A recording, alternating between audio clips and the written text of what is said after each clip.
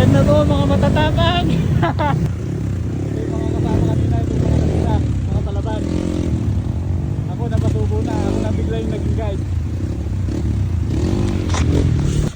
Ayan guys, isa po nga malapit na ako dun sa ano, yung madulas dito. Diyan na lang 6 na lang kami nagtuloy. Di na namin alam yung mga nahuli. So kita-kits na lang mamaya sa course exit. Or baka nandun na sila kami. Ito, bumabanat pa. Yan na, nag-iingayan. Umiiyak yung mga motor nila doon. 30 minutes na ata umakit dito. Hindi, madulas talaga itong motor ko oh.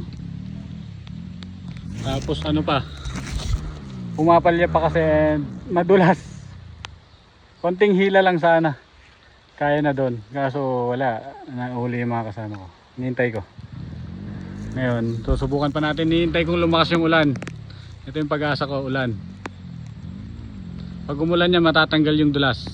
Sana umulan na malakas.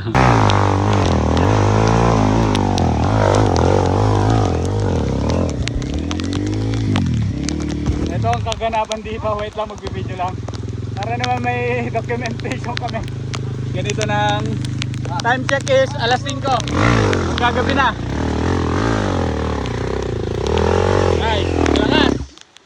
Yan, malakas yung driver. Ayan, nagtitigas ng ulo. Gustong lusatan, tagusin.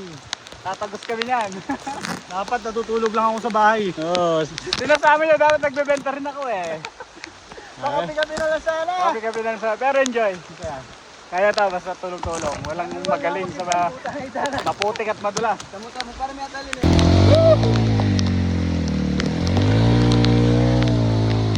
Ayan guys oh. Ilog na.